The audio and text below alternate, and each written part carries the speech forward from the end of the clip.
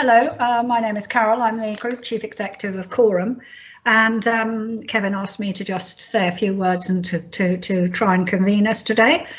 We have about 4 dozen of us due to join through the course of the afternoon, so that's excellent, and colleagues from across the country. So welcome to everyone from everywhere, as well as our partners and colleagues from Microsoft, EY and Xantura. So we won't go round everybody just as a sort of introduction, but do remember that people may not know who you are, especially if you're called iPhone 7 or something illuminating like that. And so do introduce yourselves in the chat and also as things go through when you either ask a question or make a comment.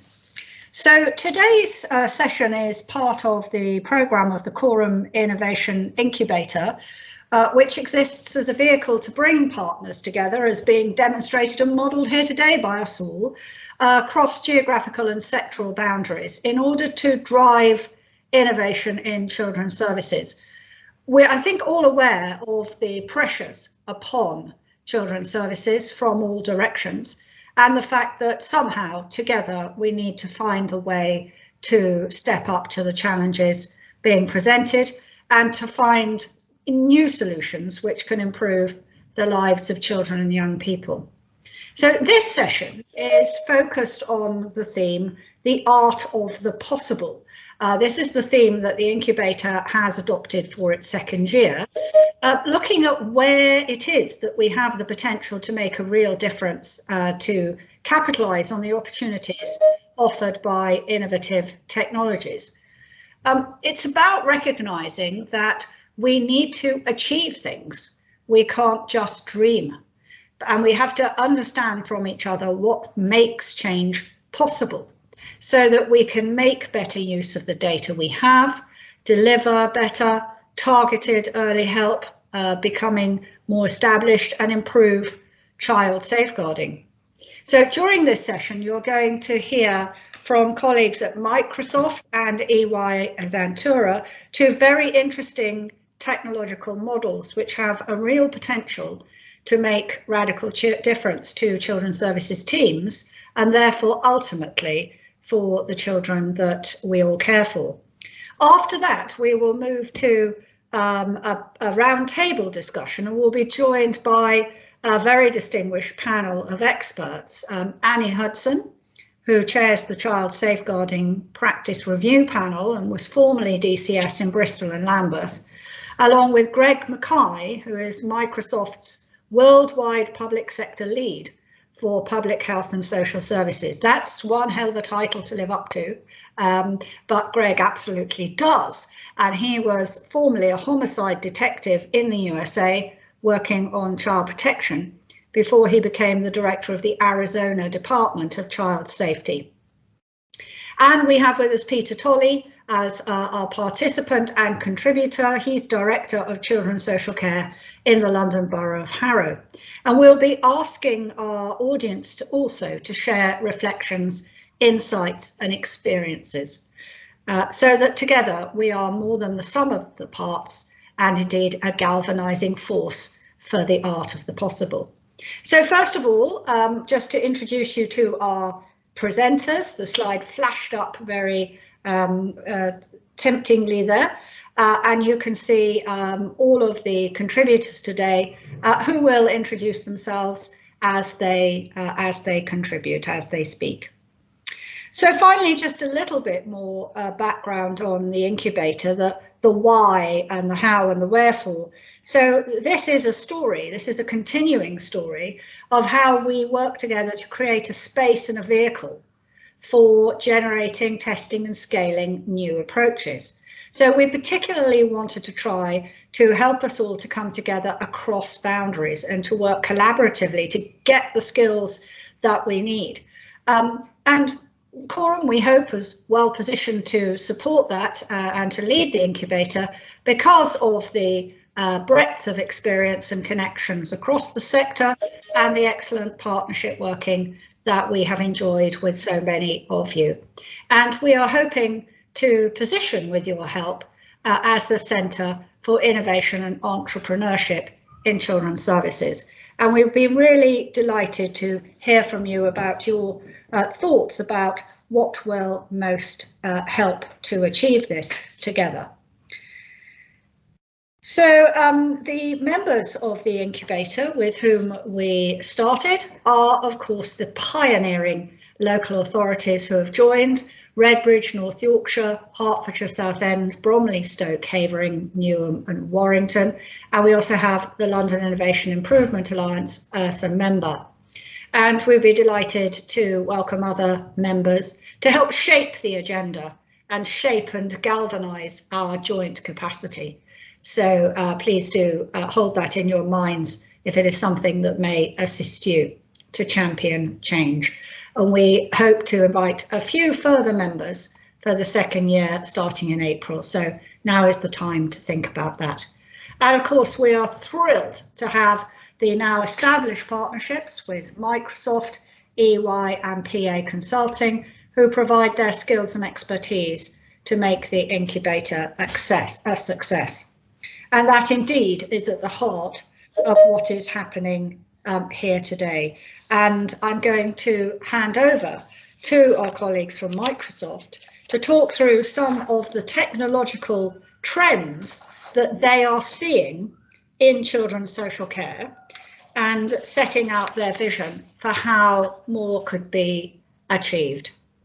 And we will then have our EY and Zentura colleagues will join them and go through their case studies. So we have around an hour of very rich content here before we move on to the 40-minute roundtable discussion. So please do stay on mute so that we have the best possible focus and concentration.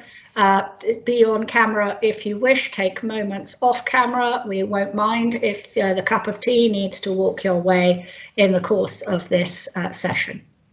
So we will move on now, and just to warn you that there will be interactivity required later, and indeed Kenya has prepared a poll for us to get things going. But first of all, can I invite the panelists to introduce themselves? My name's Helen Azam. I'm the social care lead here at Microsoft in the UK.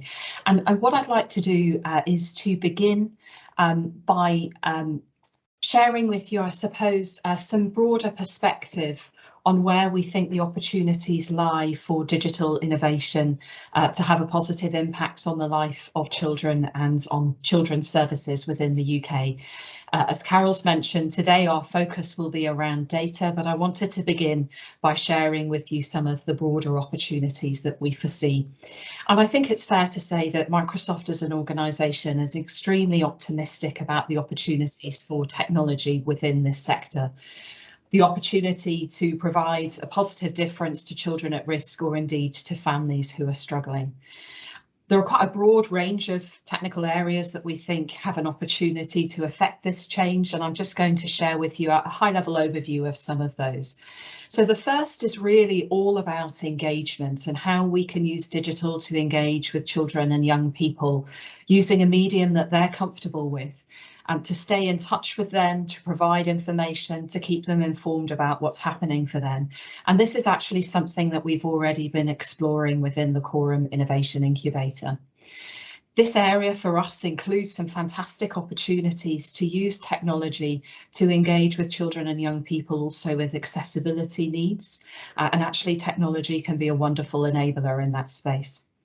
Digital outreach is another area that we're very excited about because we think that technology has a super role to play in terms of engaging with prospective foster and adoptive parents also.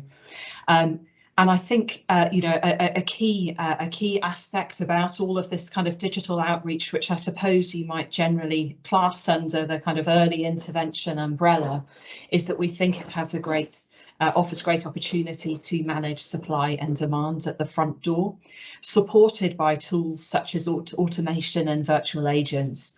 And this is really all about increasing the amount of time that practitioners have to spend with children and young people, overall reduction of administration. So that's a really rich area.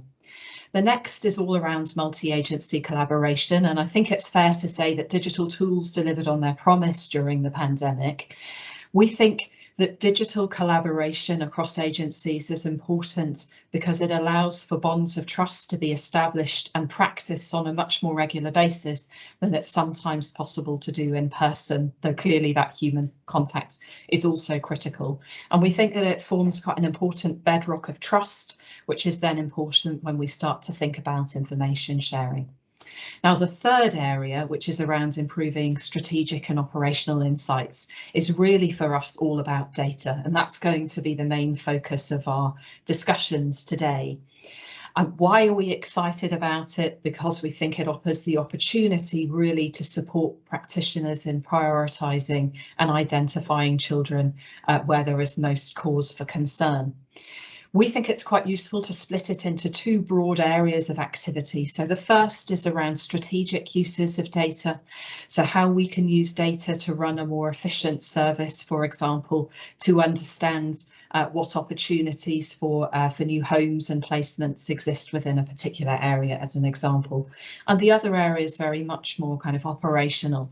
So how can we use data to prioritise cases, to perhaps find the needle in a haystack of a child that we really ought to be concerned about. And we're really excited together with EY and Zantura to take you through a bit more of an in-depth discussion on that area during the course of the next hour or so. Clearly, sharing this information safely is absolutely critical. We won't go into this into a huge amount of detail today, you'll be pleased to hear, but there are a wide range, great swathes of tools that can support safe information sharing from a digital point of view, and also support practice to make sure that information is appropriately shared as part of people's kind of day-to-day job. The final area, which again is something we've touched on as part of the Innovation Incubator, is all around how technology can be used to reimagine social care and reimagine the way that we interact with children and young people. So in this space, we're thinking about the use of virtual reality, mixed reality, gamification. And again, we won't get into it today, but some of you may have heard of a new phenomenon called the metaverse, which I think is going to be very transformational in terms of how we engage with children and young people. So that's a broad overview. Now, obviously, Rome wasn't built in a day. And it's very important when we think about technological transformation that we do give some time to considering the foundations on which much of this wonderful stuff is built. Now, most of these things in this blue bubble that I've just shared with you will be the domain of your colleagues in the technical engine room of the local authority. But it's important that we place foundations down in order for us to start to be able to get at some of the more transformational and innovative opportunities. So here, this is the sort of next evolution along the journey, if you will, where we start to put some of the foundations that we've put in place from a kind of technical kind of cloud landing platform perspective into practice.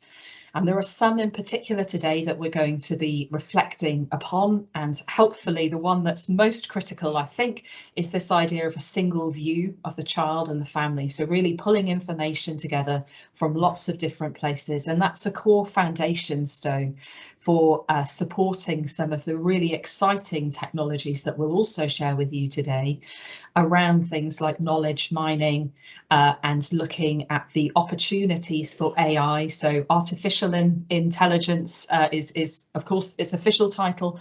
I like to think of it as assistive intelligence within this market because it should be assisting practice, but you can't get to some of those technologies without landing foundations first. I'm going to talk to you a little bit more about that now. Clearly, opportunity around data, though, is absolutely critical for us to be able to deliver care which is personalised.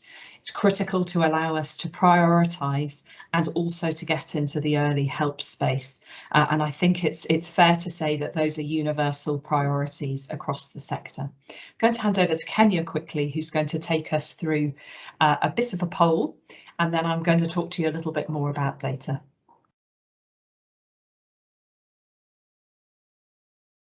You're on mute, Kenya.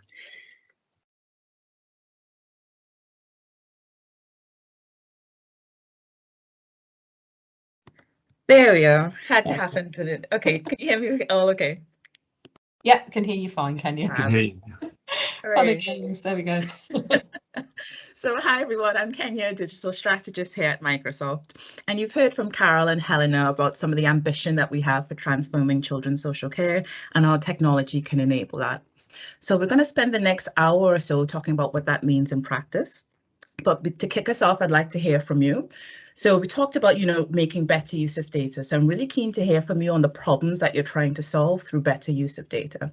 So we've done a quick poll. What questions would you love to be able to ask of your data to improve some of those outcomes? And we'll talk through that throughout the discussion. So if you have your mobile phone, you could open the camera and point it to the square in the top left-hand corner. Or you can go to www.slido.com. I'm going to ask Helena if you could just drop that link in the chat, please.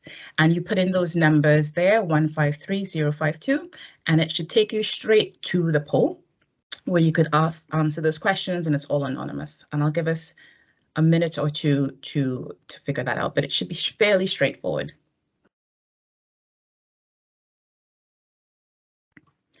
About this time, I always wish I had some background music to play while we were. Everyone is doing the Slido poll. There we go. Okay. There we go.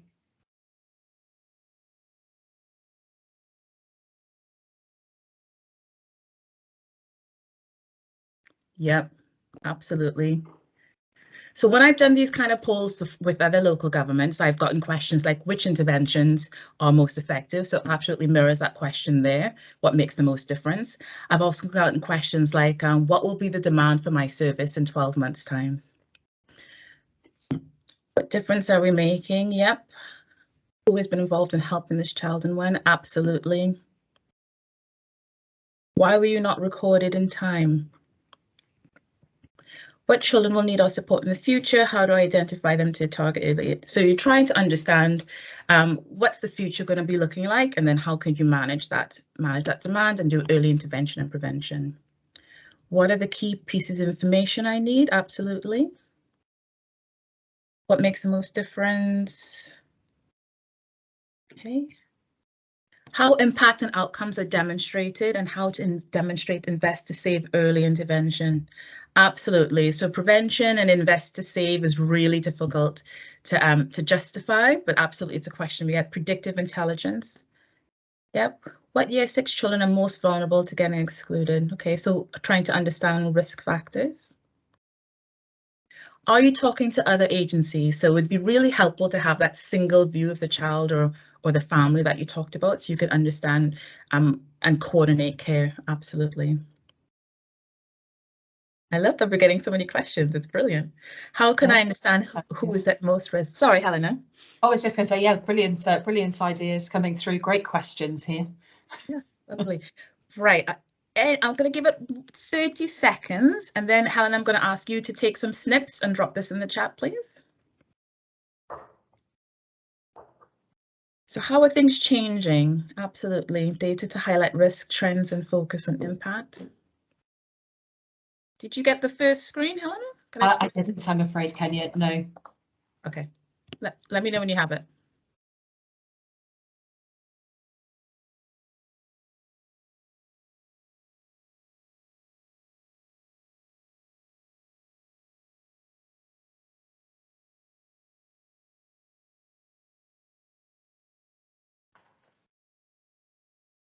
Oops, let's go back to that. Okey-dokey. Right. Okay. Going to scroll down so you could see the rest of the questions. Yep. How are things changing? I got a lot of, so how do the profiles of children and families cluster in terms? So could the person who wrote this one, would you be able to come off mute and explain a little bit more about this question? Yeah, sorry about that. That's me. Yeah, that's about saying that we think about children and families through our own lenses. We think about them through need thresholds and, SEND status and vulnerabilities, rather than, for example, as a family group of the following size that likes to go bowling and is most motivated by sport, or thinking of how we might think about the children and families that we're serving in ways that enable us to think differently about how we reach, engage or support them. Anyone like to comment on that one? Okay, I'm going to scroll down. So guys, I'm noticing a trend in lots of these questions. They tend to be more insight focused, right? You're looking forward to understand what's coming next and how do you know that what you're working is effective. So you're looking at kind of some of the predictive capabilities and then recommendations based on what you know to be effective. Most of your questions will fall into one of 4 buckets along what we call a data maturity curve. And Helena's going to talk through some of that now. So Helena, I'm going to hand over to you. Lovely. Okay. Oh, fantastic. So, of course, anyone who's read the Sunday newspaper supplements will have heard this phrase that, data is the new oil. And it's fair to say that we have been living through a data explosion recently. In the last 2 years alone, an astonishing 90% of the world's data has been created. And every day, 306.4 billion emails are sent, 500 million tweets. So, it is certainly fair to say there's a lot of data around, but certainly what Kenya and I hear from all of the local authorities that we speak to is that we certainly are not data poor, but we are insight poor in many instances. And it's fair to say that whilst data is pervasive, it's not necessarily true to say that getting insight from it is something that we find easy to do. Now, of course, making use of data is a journey, and often it begins with some really important foundational work happening again in the engine room, which is around bringing data together into one place, typically the cloud. But also it's important when we embark on a journey to become more data driven, that we start to think about issues around data quality. And of course, that data quality is governed by the practitioners and the systems that are recording that data. So, it's absolutely a kind of organisational shift when we start to think about becoming more data driven. Now we think about this again as a bit of a continuum, so what we call the hindsight to insight curve. What I should probably say is it's very important for us to kind of lay the foundations down correctly if we want to be able to advance into some of the sorts of scenarios that you've just been describing on the Slido poll. Where most organisations begin, and indeed where we find the majority of local authorities at the moment, is very much in the sort of what's happened space. So asking and being able to answer questions of data, for example, how many children are on a child protection plan in my area, which providers have availability, these sorts of things. And for some organisations that can be a struggle, but the majority, I would say, are in that space.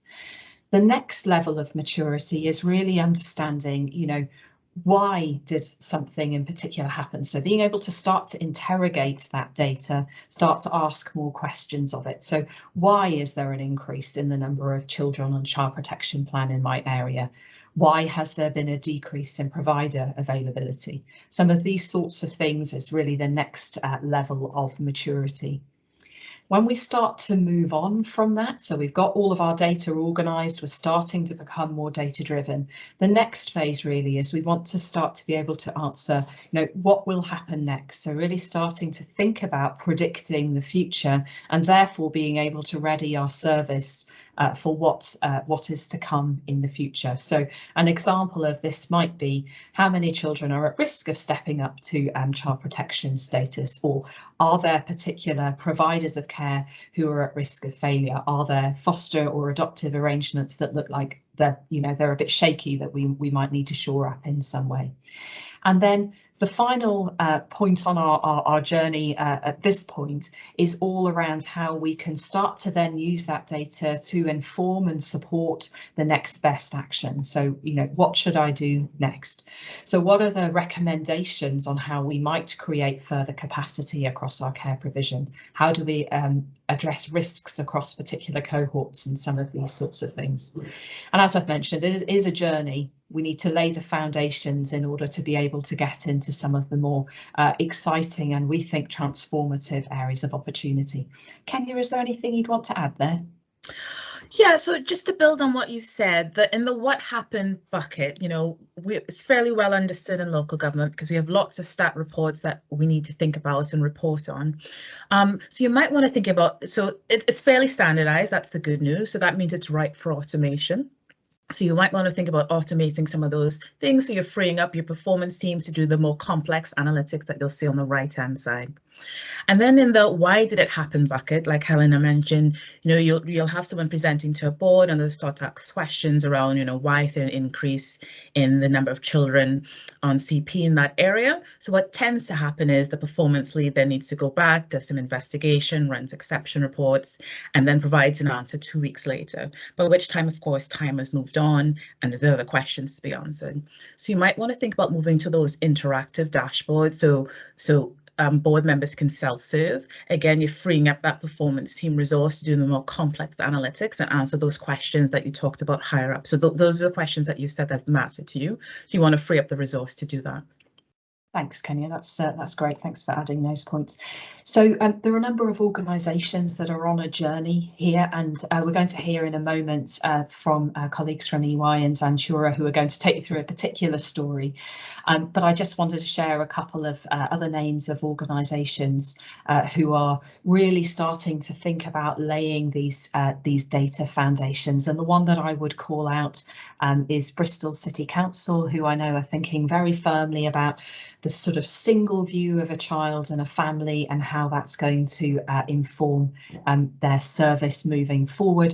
And also, I think, thinking carefully about information from other agencies as well. But just wanted to let you know, if you're thinking this way, you're not alone. There are a number of other organisations and you can see their names here. Some of them thinking about this around adults, I should also mention.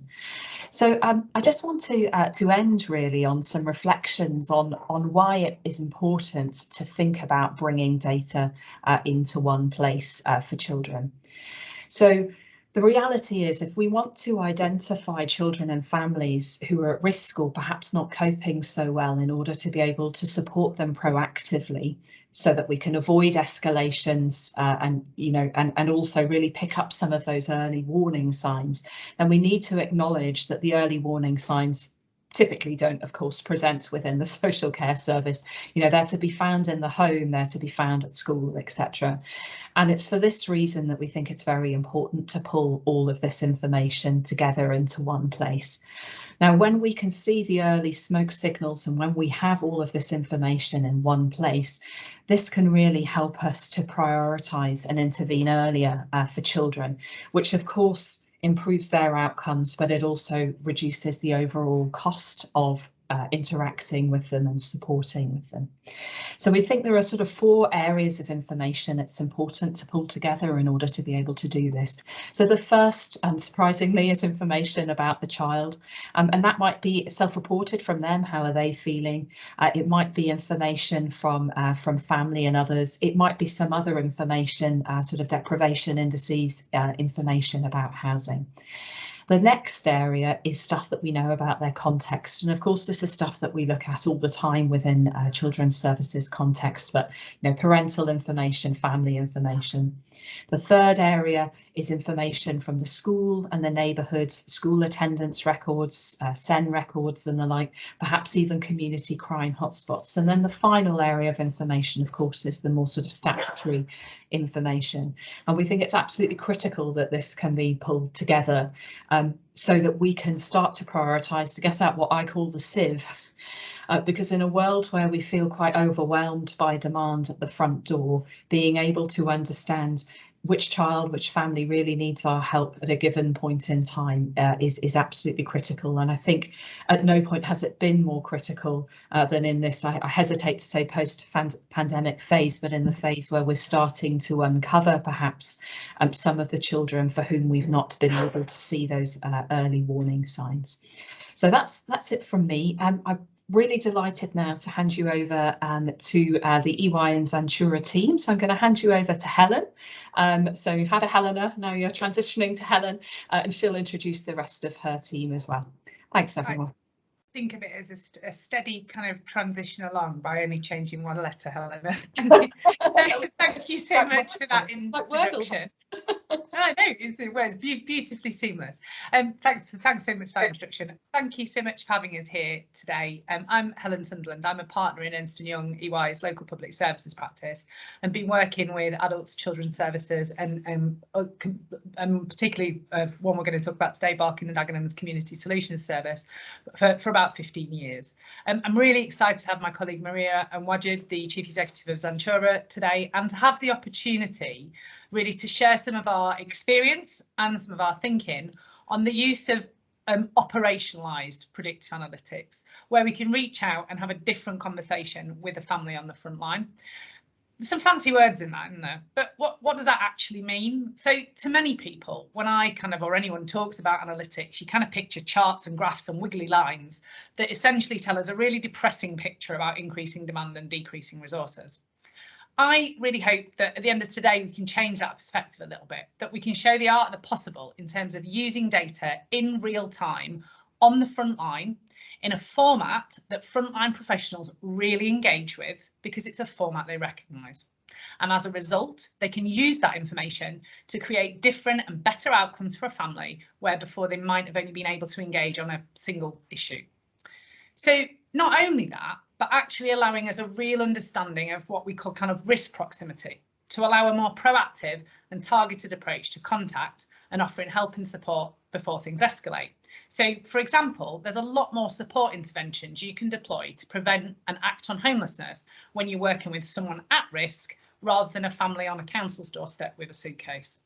What we are talking about today, my colleagues are going to talk about today, is the deployment of that proactive approach with more informed, accessible tools that you can touch and feel, made available to frontline services to make a difference live in an interaction with your residents, with your families. So hopefully some exciting stuff.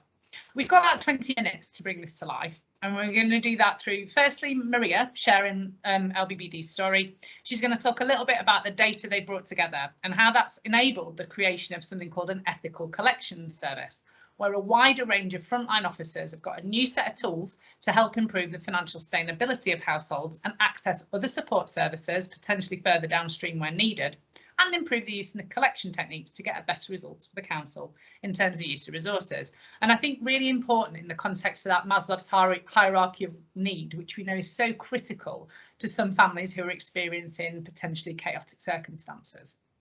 And then Wajid's going to bring to life some of the work EY and Zantura are doing together to look at the application of those tools that Maria talked about in children's services. That should hopefully leave us about 10 minutes for questions. So without further ado, I'm going to hand over to Maria. Thanks very much. Thanks, Helen. And I've just tried taking over slides, so forgive me. Yes, this is working smoothly. Thank you. Yes, so I'm a senior consultant at EY, just to introduce myself. And I've been working with the London Borough of Barking and Dagenham for about a year now on the One View project. So as Helen said, I will walk you through their story. And just before I dive in, just to give a bit of context of the situation in Barking and Dagenham. So Barking and Dagenham was the most deprived borough in London. And the council really recognised that they wanted to and needed to act fast to make sure that no one was left behind. In late 2017, they established a new directorate called Community Solutions, which is a unique front door for residents that engage the council, and had the ultimate aim of making sure that staff are able to work collaboratively with residents and families to resolve challenges in their lives earlier and ultimately prevent crisis points and escalation later down the line. So in order to achieve that, the council recognised how important it was to become more data and insight led as an organisation. And so they created a corporate insight hub. And in addition, they partnered with EY and Zantura to design, develop and implement OneView. And the aim of the OneView project was threefold. So first of all, the council wanted to improve resident outcomes and their quality of life by providing the right support at the right time. Second, they wanted to prevent rising need and points of crisis by being able to intervene early and in a proactive and targeted way. And third, linked to the second point, they wanted to contribute to demand management for more high cost, high intensity services, ultimately to generate savings. So what actually is OneView? I imagine some of you are thinking. So OneView is an advanced analytics and predictive modelling platform, which at Barking and Dagenham brings together over 60 data sets from across 5 different council services, as you can see here. And it brings all of that data together to provide a single view of a family. So all of these extracts were historically disconnected, and therefore having them all accessible in a single place is saving staff about 10 minutes per household they're engaging with, giving them more time to use engaging with the residents themselves. OneView is used by about 300 staff across community solutions and has processed about 125 million rows of data so far. Barking and Dagenham's focus from a OneView perspective so far has been on 4 key areas. Support and ethical collections, as Helen mentioned, which is what we'll focus on today. In addition, they've been using OneView to support their response to the COVID pandemic, to prioritise households to move on from temporary accommodation, and in addition, in relation to the Supporting Families programme. So from a support and ethical collections programme perspective, what was it that Barking and Dagenham wanted to achieve? Fundamentally, they wanted to transform their approach to support and collections. They wanted to be able to predict families whose needs may escalate or identify families with vulnerabilities. They then wanted to be able to tailor the support and collection approaches based on a family's situation, ultimately to help stabilise their position. And also they wanted to ensure that proactive interventions and support were delivered in a targeted way and to families that can really have the most impact. So even though the council's support and ethical collections approach centres around debt and financial benefits, actually in the nature of community solutions, the conversations staff had with residents were quite broad and really focused on what is the underlying root cause of that family's challenges, and work collaboratively to identify solutions. So this could link to children in the household, for example, and wider vulnerabilities and engagement with wider services. So from the solution perspective, we worked with the council to develop 3 OneView tools to enable them to transform their approach.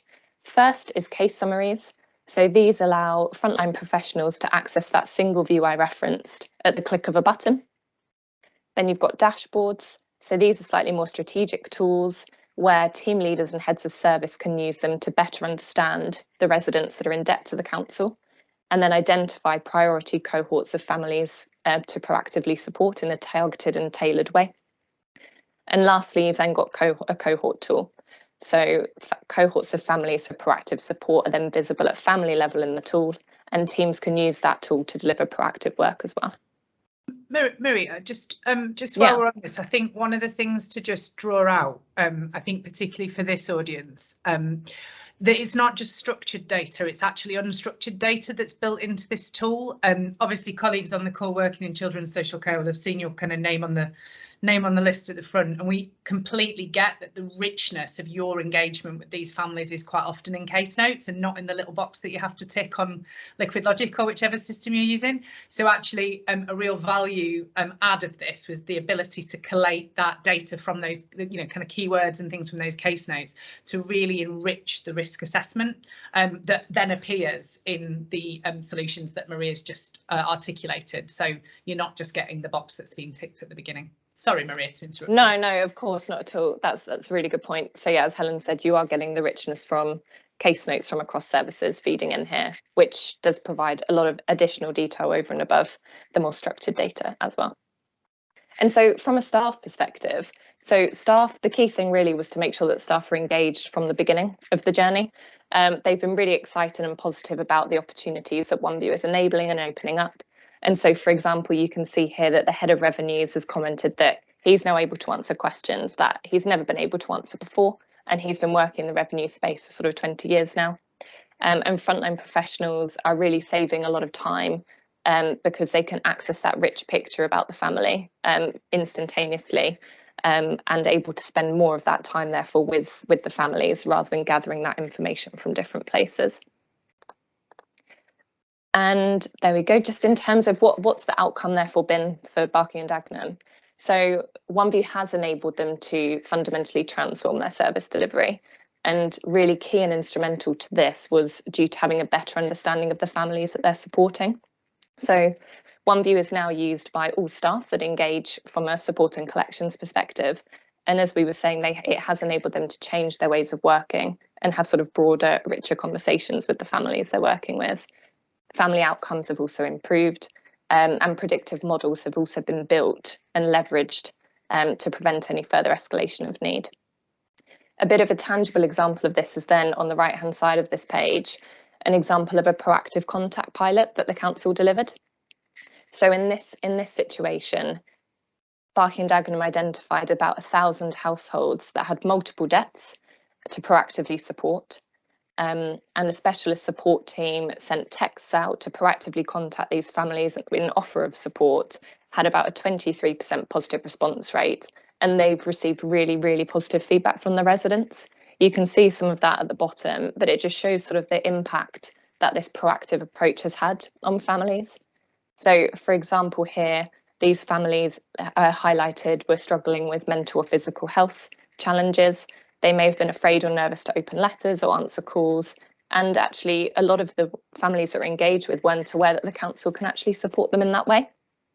So for the team delivering that proactive support, they were really delighted because without OneView, they wouldn't necessarily have been able to identify who those families were. And so they've then been able to help stabilise their situation and maximise their income. And also, just one last point to point out is that about 1/3 of those households identified were at risk of escalation to either at risk of homelessness or at risk of escalation to social care. And so therefore, the proactive support that the council are delivering is enabling cost avoidance, as well as enabling the council to increase debt collection as well. So I will pause there. I've talked briefly about how Barking and Dagenham have used OneView within their Community Solutions Directorate. And as you saw and as Helen pointed out as well, rich data from children's services does feed into OneView. So if you're interested in learning more about Barking and Dagenham's journey, do let us know and we can put you in touch with Rodri from the council. But now I will pause and hand over to Wajid to explore the wider potential of OneView in the children's services space. Thanks, Maria. I'll just introduce myself. I'm Wajid Shafiq. I'm the Chief Executive of Antura. Business was set up 13 years ago with a specific aim of trying to improve outcomes for vulnerable people through the use of data. So we've really been struggling and working on this problem for a significant period of time now in the public sector. I'd like to just start kind of with a case summary, which hopefully kind of summarises. So this is a real case for a client that we're working with and summarises the value, for example, of a single view across agency data and also the use of analytics and the use that predictive analytics plays in this particular case. So this is a story of a family. It's anonymised now, so actually you won't be able to identify who it was, but it's a family who had a history with the council from 2010. It was a mother who had substance misuse issues and a child, and also involves their grandparents. So the mother actually the family was known to Children's Social Care. There's a child in need case because of her substance misuse issues. She died, unfortunately, because of the substance misuse issues. She went to live with her grandparents. The case was stepped down to early help and close to Children's Social Care. There were escalating risks identified by OneView, which were around educational attendance and behavioural risk factors that were coming through in the data. And then there was a bereavement. The grandfather passed away. When the grandfather passed away, the grandmother was struggling to cope financially, so there was an increase in debt. All of that data, plus the historic data around the kind of where the family had been with respect to children's social care, plus all the debt data, the education data, all went feeds into a predictive model, which generated an alert that this was a family that was at risk of ending up with a child in statutory safeguarding. The social worker re-engaged with the family, and as you'll see on the next slide, could very quickly generate a view of that family's issues, going back to the bereavement information, including the debt information, including the education data, all very easily at the click of a button.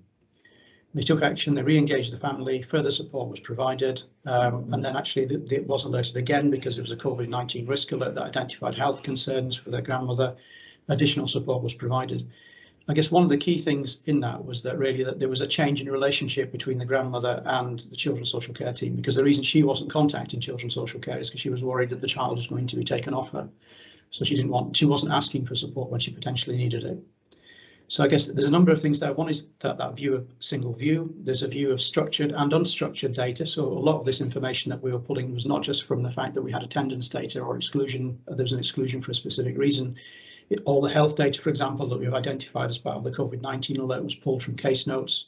So there's a whole range of different data. The actual alerting processes that we're running here are using predictive analytics to predict the likelihood of an event happening in the next 9 months and being used to highlight that to individuals. And I guess the key point here is that actually what this case also highlights is the difference in risk assessment that would have been carried out if this had only been running on children's social care data, as opposed to running on multi-agency data. Because if we'd been only running on children's social care data, we wouldn't have picked up the debt increase. We wouldn't have picked up those other stresses in the household that would actually cause the actual alert to trigger. So it's really important, I guess, in the context of things like serious case reviews as well, where you've got a social care view, which is limited, plus but if you add in the wider agency view, you end up with a very different view of risk. So that's kind of key point to make really on it. So that gives you a view kind of what's going on, and underpinning that the analytics and the single view, the platform itself. Maria, if you could just move on to the next slide, is basically all an Microsoft Azure-based platform, and this is giving you an overview of kind of the 3 main areas of functionality in terms of how the product surfaces to clients. So on the left-hand side here, very difficult to see, but that's actually a case summary, and that's available at a single click of a button from Liquid Logic or from Mosaic or whichever tool you're sitting in. So Kate, in the previous example, could go to Liquid Logic, could got an alert, could go to the case in Liquid Logic, click a button in Liquid Logic, and then this detailed information about the case pops up in a single page. Tells you all this is all information governance control. So basically in this particular instance, you'd be able to see the people who are actively engaged with that family currently. So you'd be able to see the debt engagement. You'd be able to see whether they're about to send in the bailiffs. You could see all that information. It also summarizes all of the statistical analysis. So what are all the key risk trends that are going on for that particular family? So attendance has been getting worse, exclusion has been getting worse, etc. Across all of the data that's there, escalation in terms of risk with respect to health issues for the grandmother, as an example. So that allowed Emily to very quickly understand kind of what the context and the issue was. The second graphic there is really, there's thousands of visualizations that we've created. They come together in different ways for different domains because we're working across, as we've talked about earlier, housing, children's and adults. And really what the dashboards that we're building are really around helping you define targets, segments of people, segments of the population who you can do something different for, where actually they would benefit from proactive support. So you might be looking at children who have got parents with mental health issues or other issues, etc., present that you might want to treat slightly different from different cohorts that might have a slightly different set of issues. The dashboards are designed around that particular objective of trying to uncover cohorts.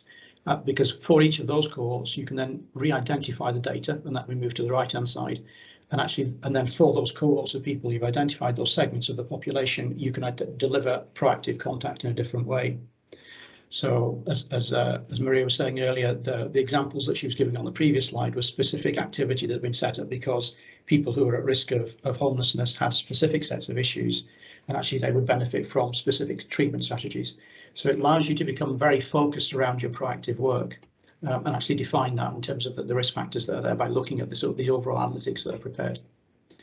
So, and I guess coming back to Helen's point, so this is, you've got operational touch points in terms of reacting as a social worker to demand that's being generated coming in at your MASH, or assessments or alerts that are generated. You've got a strategic view of trends in the data in terms of where risks are going, to understand from the cohorts and the population what's driving demand in the system. And then moving to the right, you've actually got the ability to segment your population and do something different for specific segments, all driven by an underlying analytical platform, single views, etc. Just moving to the next slide.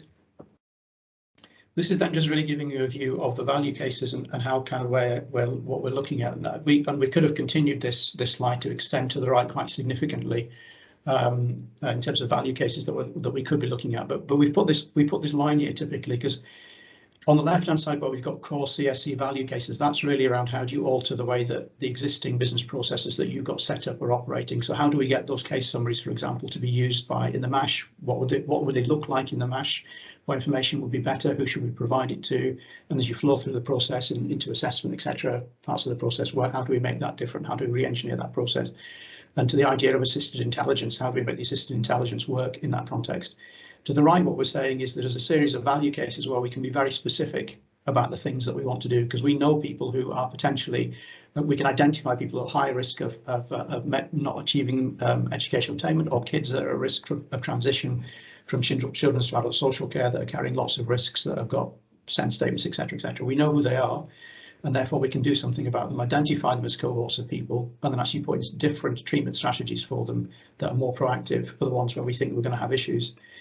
The final one on the right really just highlighting the point that is, from our perspective, this isn't just about what children's social care can do, because it's about what can the other parts of the organisation to do that make children who are at risk be better supported. So what we're doing in the financial domain is we are, for all the risk models that we built, for example, that predict the likelihood that children are going to end up in child protection in the next 9 months, we're making sure that that's considered when the debt collection teams are deciding to go out and send the bailiffs in and collect debt from somebody. Are they at risk of increasing the stress within a household that's already at stress, and doing something different for them? So it's how do you push the analytics that's children's based into the wider levers in the organisation, which is kind of the bit on the right hand side, to kind of alter the outcomes within children's social care as well as in those broad systems. From a technical perspective, what we're doing is we're working on extending the reach of the data, so health data, for example, and contextual safeguarding data. And then from joined up service delivery, I think, which has been mentioned multiple times, everything that we're doing here is about trying to put a view of data in front of everybody that is an appropriate multi-agency view. So when Katie in that earlier example was the social worker, she knew that the debt team were working with them, she knew that adult social care were working with them, and she actually knew the contact details of those people directly from that contact. So she could make contact with us. So how do you drive that multi-agency working through that process? Plus, how do you drive it through these cohorts? Because this is how do you coordinate activity across agencies to deliver outcomes against these measurable outcomes that we can attach value cases and benefit cases to. And then finally, it's analytics. But the final point really is just a nod to the fact that there are real challenges within public sector around having the analytics capability within specific organisations. It's quite difficult to develop data science skills and analytics capacity. So the way that the infrastructure works is that all of our clients can access all of the value cases that have been developed by anybody else. So a value case around maximising educational attainment that's been developed by Barking and Dagenham can be lifted quite easily and dropped. And you can, and in another client, you can basically say, what would that value case look like for me? How many people have I got? What have they done? What did they achieve? What did we do the same? So that idea of driving that collaboration and using analytics developed in one client within another client is kind of where that's coming from. That's my last slide, actually, so I'll stop there. Thanks, Majid and Okay. Kevin. Hopefully we stuck to your 1 minute more and then questions and answers. I'm going to pick up on a couple of questions in the chat, if that's okay, and then we'll see if I'll be guided by Kevin and Kenya as to whether we've got time to take any more. So Marcus asked, how does this scale up with multi-layered local authorities, where there are districts and counties? Actually, Maidstone Borough Council is a really nice example. So we're working with them on the kind of homelessness prevention version of this. So they were seeing over the last 5 years a significant increase in the number of families presenting as homeless. Using the One View solution, we've actually integrated the supporting families data from Kent County Council into the One View platform that Maidstone Borough Council are using to create risk models that provide, using predictive analytics, identify, I think we're working at about 5 households a week that the team can work with more proactively to kind of reduce risk. And Kat, I was just typing in the chat, actually, don't know, because there's another question that Deborah's asked on the outcomes as a result of this. Do you have the stats to hand on the kind of benefits delivered, number of households in Maidstone handy, or are you able to kind of put that in the chat? Yeah, we've literally just updated the business case, so let me get the most recent figures and not parrot off the wrong ones. I'll pop them in the chat. Perfect, but hopefully that gives a kind of pragmatic example of integration of data across 2 organisations. Wajid, I don't know if you want to or are able to describe where that work is going. Yeah. So the solution. So we've just starting work on deploying that solution that Helen's mentioned across the whole of Kent County Council, all districts and the County Council itself. Initially looking at homelessness and debt prevention, but it's using children's and adult social care data as part of that work. And we're having conversations around how do we, and actually initially the conversations in children's social care around serious case reviews, and the particular agenda, which is item 4 in the slide you can see at the moment, is can we use that data to potentially identify cases at risk of serious case reviews. So actually the work is, we are now starting to work across 2-tier organisations. The majority of the work that's been done to date in getting that project started was information governance. So we've been to the IG approach has taken us pretty much 12 months to develop in terms of how we do that. But now that that's there, that's replicable. And it's been through an external legal counsel, it's been through their internal IG teams, as well as the ICO. Thanks, Wajid. And Annie's asked, would it be helpful to understand what's meant by partners, if possible? I think probably Wajid's picked that up a little bit in the presentation, but there is a really tangible example actually in Barking and Dagenham using the partner information portal for the team around the school programme, where actually both schools and the council were able to share data and access, again, based on information governance rules, the appropriate level of information to help more kind of proactive contact and engagement from a safeguarding perspective as well. Kat, I don't know if have you got anything to add on the partner information portal one? I guess that it's a really flexible tool is probably one of the key things. So we know that different partners have got different levels of appetite for kind of data sharing.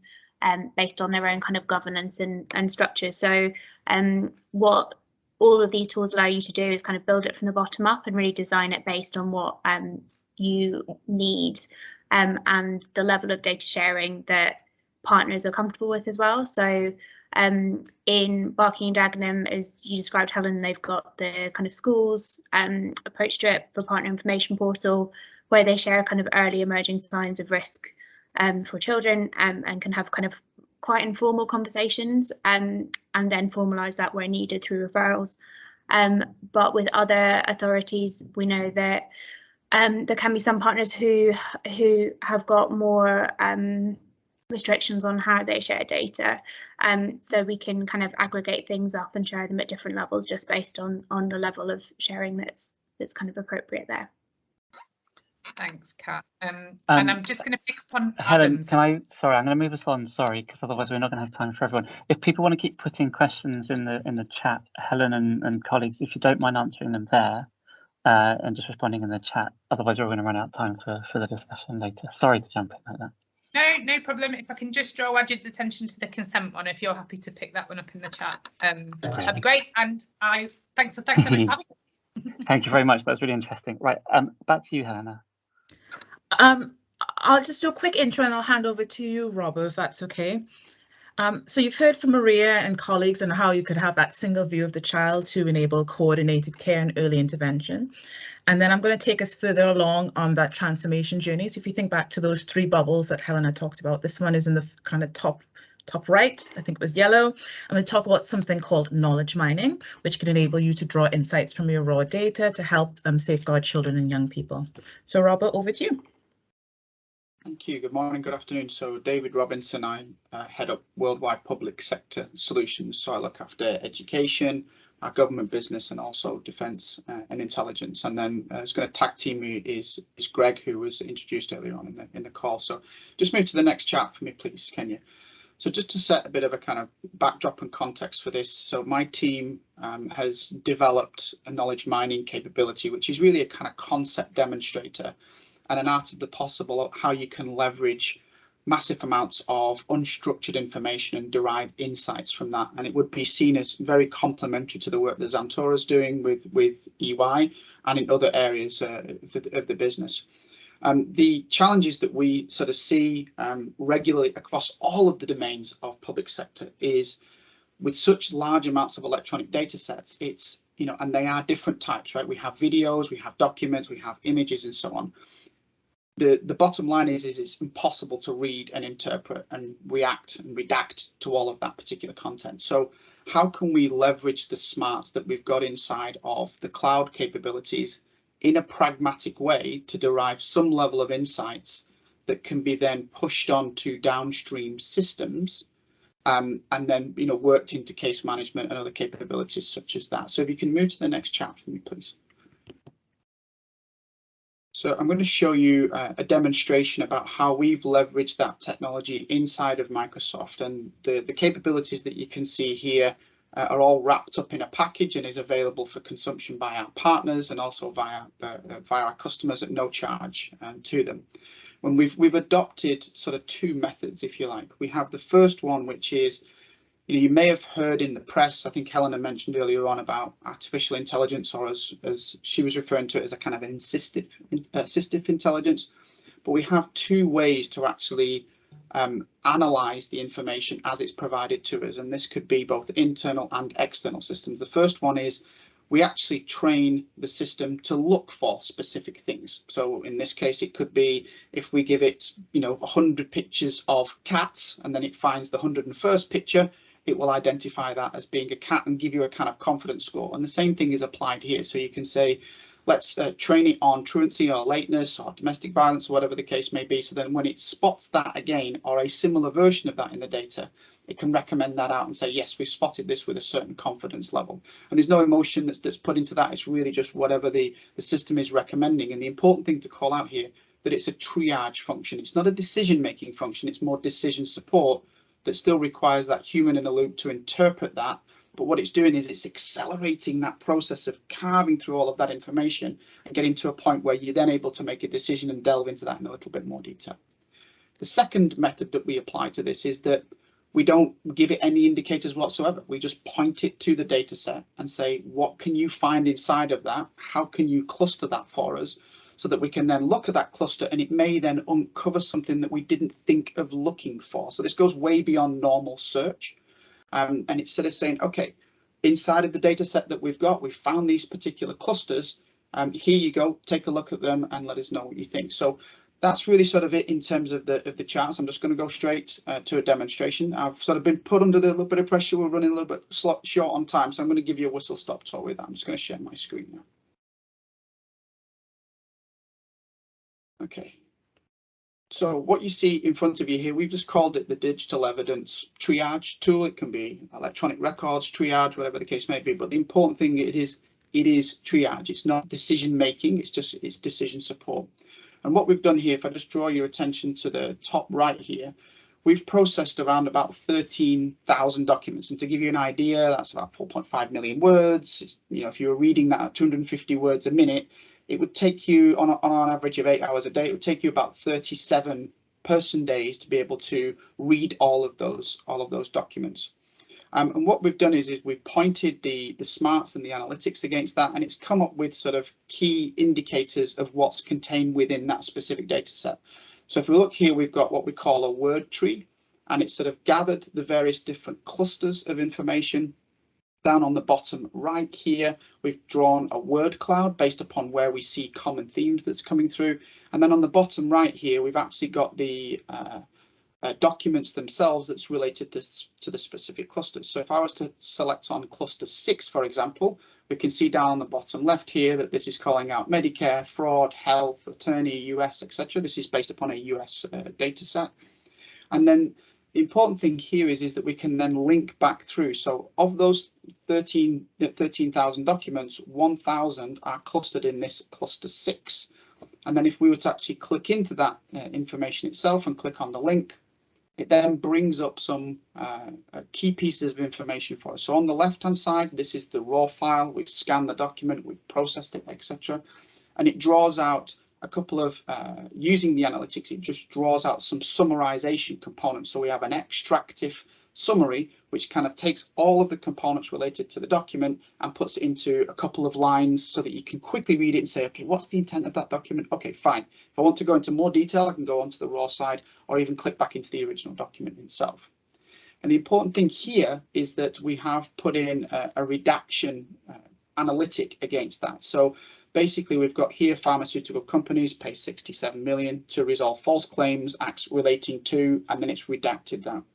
We scroll a little bit further down, you can see here from what are the redactive entities that we've put in against that. So we've just decided in the analytic that we set up for the demonstration purposes is that we want to extract any people, organizations, date and times, etc., anything that we may perceive as being sensitive in that particular context. And then it will just show you the key phrases that we've called out, the extracted entities, and so on associated to that. Greg, any comments on that perspective? Yeah, thank you, Robbo. And just, you know, obviously this stuff can cross many different types of industries or practices. Obviously, everybody here today does similar work that I used to do. You know, so when I see this, I think of the capacity building aspect of what this technology can do, because as we all know, we have way too much demand and way too few resources to adequately work that. Robbo said 37 person days to view or read this information. And we all know what are our caseloads. So you might times that by dozens and dozens, and in some places, maybe even hundreds of cases that somebody is trying to consume all of that information from. So when I see this, I think of things like removal decisions, you know, the ability to distill down a whole bunch of information so that somebody can make a proper decision to leave a child behind or maybe remove a child, or the distillation of medical records or education records. I remember in some of the high profile cases of child abuse, there were thousands of pieces of medical documentation from all the different types of specialized medical personnel that were assessing the child's injuries. So between that, prior child welfare history, education records, medical records, behavioral health records, these people cannot consume the amount of information that could help inform them in the most meaningful way. So, you know, really spot on. So try to think of it through that lens as you see this stuff. It's very replicable in the type of work that we do. Thanks, Robbo. Thanks, Greg. So I'm just going to move on now and just talk a little bit about how we can search and query that information. So we've got clustering elements, we can visualize the components that can be tailored and customized. That'll be complementary to systems like Xantora from in partnership with EY and their OneView capability. What we have here is just what we call our cognitive search. So you would have normally, let's say, a full-based search, and just think about this as a Google, or dare I say a Bing, a Google style search where you can actually enter a natural language question. So if I just type in here, so how many nuclear reactors does India have? I can do what we call a full text search. If I was to search that through, it's going to break that sentence down into its various different components, and it's going to draw back some results based upon those individual components. Helpful to a degree, will link you back to the original documents, etc., etc. But if we were to actually bring in a semantic search, which is, think about it as just a natural language way of being able to query the corpus of information that you have. And as I said, it's really all dependent on the access to the data sources that you have available. So that can be both internal and external.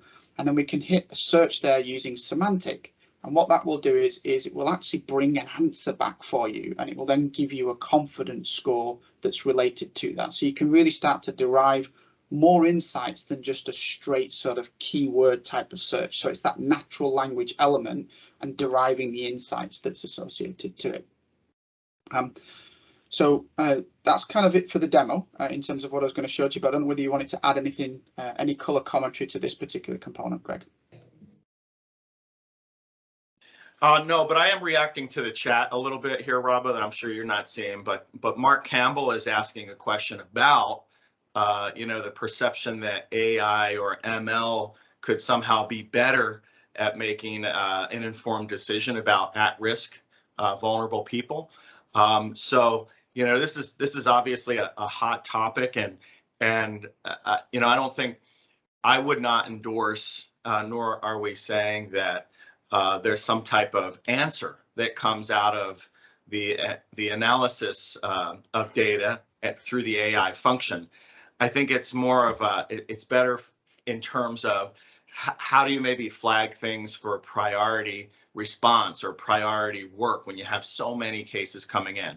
How do you use data to determine, you know, through outcomes, what was the best intervention as it pertains to a placement array or a service planning or court case plans or a reunification plan or adoption plan. So, you know, the AI and the ML I think we're talking about is not replacing a person on the ground dealing with complex issues that only humans can really understand and make an informed decision. This stuff just helps maybe to drive some of that information to them in a more expedient fashion. So we'll talk a little bit more about predictive analytics and the responsible uses for it. So that's all I had. Thank you, Robin. Thanks, Greg. And with that, I'll turn it back to the main team. Thank you. Thanks, guys. Right, let me just hide this. Could you stop sharing, please, Greg? Thank you. Right, can you see the slides now? No, not yet, Kenya. What have I done? Computer says no. Bear with me, please. Right. Okay. Perfect. Got there in the end. Okay. So hopefully we've given you a few ideas about how better use of data and technology can improve outcomes for children and young people. But it really is more than technology. And, you know, I've worked in local government for 15 years before joining Microsoft, and I've often been asked from local government customers, you know, Kenya, we've tried this before and it hasn't worked for whatever reason, or we haven't quite been able to move up from a pilot to, you know, wide scale transformation. How do we stick the landing? So I've done a bit of a brain dump on kind of key challenges that I've seen and pitfalls, common pitfalls, and then some of the key success factors that I've seen work really well. And I'll spend about 5 minutes on this. You could easily spend half a day on each of these topics. Obviously, in the interest of time, I'm going to condense this to 5 minutes, but feel free to reach out to me and we can follow up on that. So what are some of the challenges that councils get from harnessing the power of the data? Now, we've talked about some of this earlier on in the call and we've seen it in the chat. The first one is really well known. Data exists in silos. So you got all sorts of data coming in, some of them stored in databases like your Liquid Logics. You got data from schools, GPs, A&E, police, etc. Then you got data from sensors and devices like your mobile phones, and then external data sources like social media, etc. And harnessing that data can be difficult and costly. And then it's challenging to connect that data in a meaningful way. Now, what's the answer to this? You want to think about the infrastructure. So things like a unified data platform that can break down these data silos and bring the data together. So something like a data lake, for example. Then you think about incongruent data types, right? So I talked about the different applications and all of those come with different data formats. And there's a tremendous complexity in bringing these formats together in a meaningful way. Again, so this comes down to infrastructure. So you could put anything in a unified data platform like a data lake. So that can include database extracts, you know, audio and video files, emails, handwritten case notes, Excel spreadsheets, etc. And then you could use intelligent technology like AI to help clean and match the data. So that goes back to, you know, Greg's point about that capacity building, right? Freeing up that resource who otherwise would have spent, you know, hours upon hours cleaning data and matching them across different data silos. Then the performance constraints, right? So your IT colleagues might be thinking about how do we scale all this data? So Helena mentioned, you know, millions and millions of data that we're now collecting as councils. How do we scale our data platform in a cost-effective way? And the answer to that is by moving to the cloud, which Helena mentioned before. And that enables you to do the more complex analytics. So if you think back to the questions you asked at the top of this call, you know, what's going to happen? Which intervention is more effective? Those kind of complex analytics need the power of the cloud. And that helps to kind of answer those questions. Moving on to rising costs, your IT colleagues may be thinking about, you know, what's the cost for scaling up, adding hardware, and then hiring the resources with the skills and the specific skills to answer those types of questions. So councils are looking for that kind of invest to save approach to kind of maximize their return on investment. And again, this is in part answered through kind of your infrastructure. So by moving to the cloud, you have cheaper storage and you have more cost-effective analytical capabilities. In the cloud, you kind of pay for what you use. So think of it as a kind of pay as you go. And then you use a pilot or proof of concept to start small. And then I'll say it again, you leverage that kind of technology to automate how you clean and move data. And I mention this because in a previous lifetime, I worked as a data manager for a substance misuse team. And myself and my colleagues would spend hours upon hours matching data, cleaning data, so working out if John Smith, spelled John, in this data set was the same person as Jon in the other data set, right? So thankfully, technology has moved on since then. It's no longer a manual process. You could automate a lot of that and then free up the resource to, again, answer those complex questions that you've asked. And then, so the final one is data culture. The first four you kind of could underpin through, you know, better use of technology and that infrastructure. The final one is the people, right? And that's a biggie and is often underestimated. So teams need to be empowered to make data-driven decisions. They need to be able to trust the data and easily understand what the data is telling them. So it's no good sending, you know, very complicated Excel spreadsheets with lots of filters that people can't easily digest and do. Otherwise, you're going to spend more time defending your data, so people will start to poke holes in it because either they don't trust it or they don't understand it. So you're spending a lot of time defending your data rather than taking that action. So let's unpack a little bit about what we can do around the data culture. Now, digital transformation, I say this all the time, something I'm really passionate about, is more than just technology, right? So the first one is fairly self-evident about those data skills. It's not helpful to introduce technology without empowering your staff and your service users with the skills to use it. Now, we can signpost you to a number of both free and paid online resources to kind of support upskilling of your staff. This could range from, you know, the super technical certifications for your IT teams down to, you know, the 1 hour kind of bite-sized courses for your social workers. How do I do Power BI? And those are, you know, taught courses that we do, I think it's once every other week from the Microsoft Store. Now, tech adoption is something that's often underestimated in local government. Now, research shows that return on investment is often improved by up to 8 times when you factor in things like adoption and change management. And again, we could work with you to help develop your kind of leadership and change capabilities. Digital inclusion and co-design, again, is especially for our service user group that we're talking about, is a key success factor for digital transformation. And we could signpost you to give you some ideas about how to put that at the heart of your design. Now, a big part of what we were talking about, especially, you know, with that single view of the child and kind of knowledge mining, is making sure that we have secure and trusted data sharing. So you might want to be thinking about your data governance principles so you could build that trust and address some of those cultural barriers that you're going to have around data sharing. I think someone mentioned that the technology is there as well, breaking down some of those cultural barriers and ensuring that people trust that you're sharing that data securely. And then also it's proportionate, right? So thinking back to those questions that you asked at the top, really be focused on the problem that you're trying to solve, and the data collection needs to be proportionate to that. So if your question is about demand for your service in 12 months time, do you need to be collecting data around someone's bank details? Probably not. So really think hard about the question that you're trying to answer and then act accordingly. And then finally, I like to close with a quote from Spider-Man, which is, "With great power comes great responsibility." So when you're using things like assistive intelligence or artificial intelligence, you need to think from the onset about those principles to ensure that you're doing that responsibly, so that any technology is being used in a fair, unbiased and transparent way, right? So we have some principles that can help you get started, but like I said, you could spend about half the day talking about responsible innovation, but we have some principles to get started. So if you're thinking about procuring tools that use AI, it's important to think about how you're going to use that. Within the context of children's social care, you could, I think Helena mentioned it, you could think about it as assistive intelligence, right? So it's not replacing human decision making, but supporting it.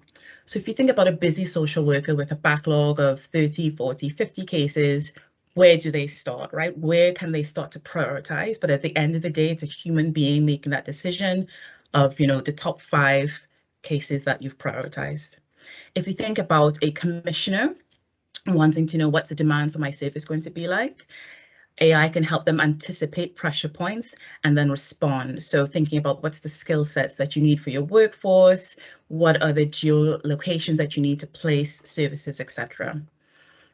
If you think about your performance teams, AI and intelligent technology can help automate those manual processes like data cleansing, data migration, again, freeing up that time to do those more complex analytics. Success factors in a whistle stop. So I'm going to hand over to Carol now, who will take us to the roundtable discussion. Thank you very much, Tanya. That's really inspiring. And Mark Campbell, I'm getting quite echo, so perhaps some people need to be on mute, but Mark Campbell on the chat was saying, do we have any social workers presenting today? And of course we do now.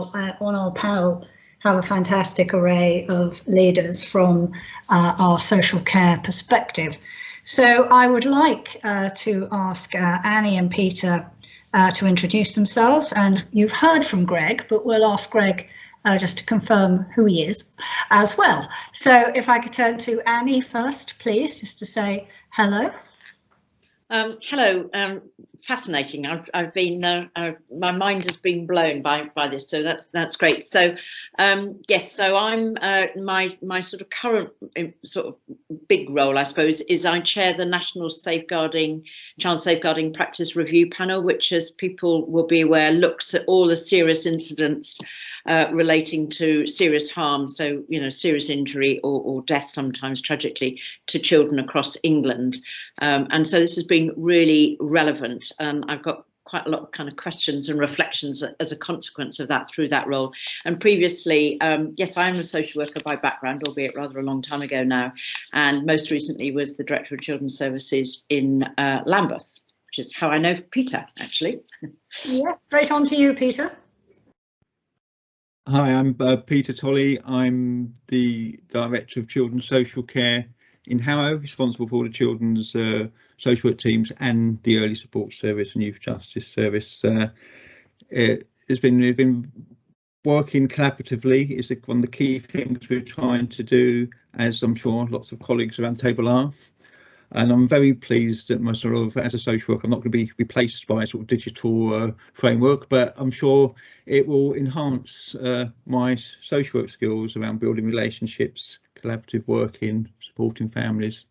And yeah, I've got a lot of questions as well. I'm sure we can have a good discussion about this. Thank you. So, Greg, if you'll forgive me, I'm going to ask these two guys to reflect first before you bring us perhaps a wider perspective from Arizona.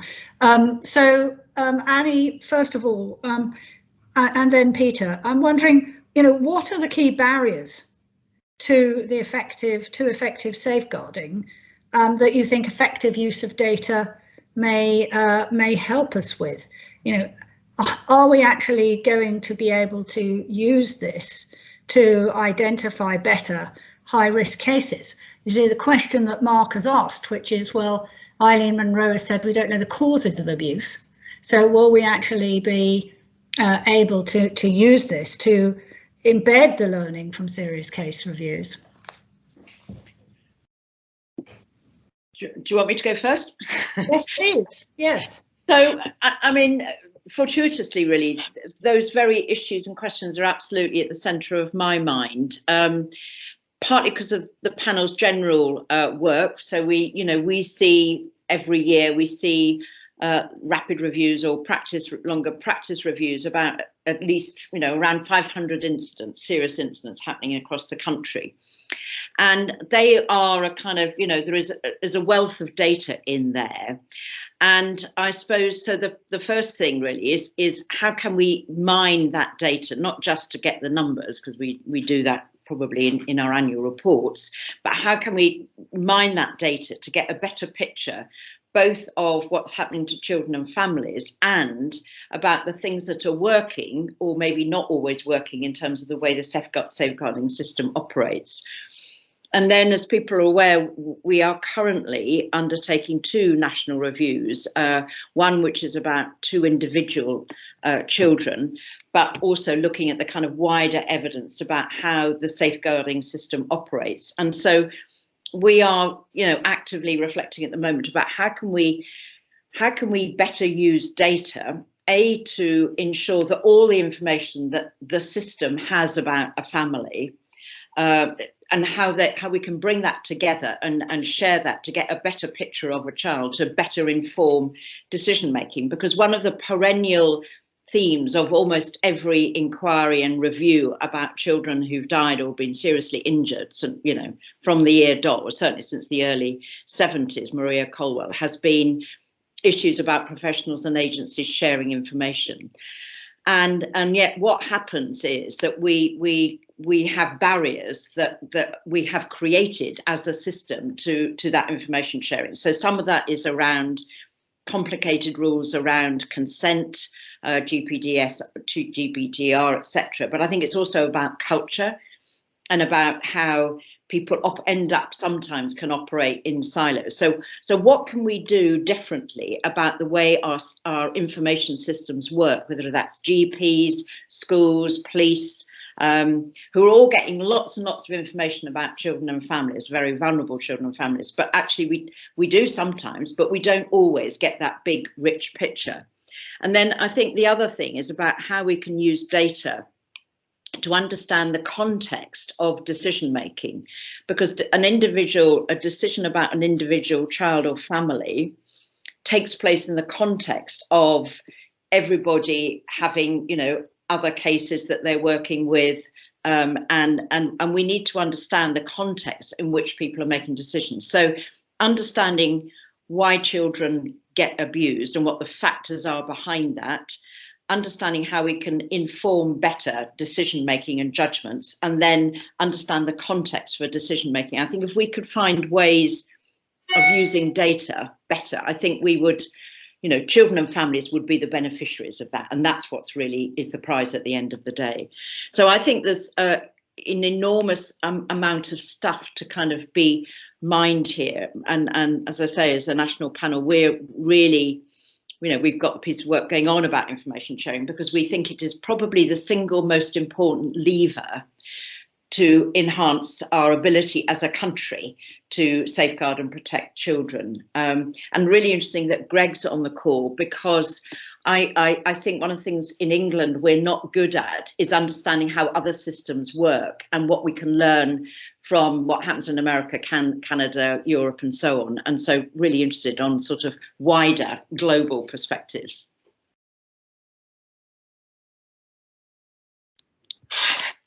Yeah, I mean, I agree with a lot of what Annie said, and I think obviously we all have a statutory responsibility under sort of safeguarding regulations to share information, and it is how we do that. Having better data systems will help us, but the key issue is around the data, is around the narrative and the analysis, and I think that's where the cultural issue comes in as well. It's about how through collaboration we can build up shared narratives and analytical skills that because I think that's what happens in the silos is you have different priorities in terms of what you want to do with the data, and therefore you have slightly different narratives and slightly different emphasis in the analysis. And I think that's where, you know, the where you can benefit from the positives around all the technological developments, but also the social work skills and our own skill set is around merging the data and the analysis.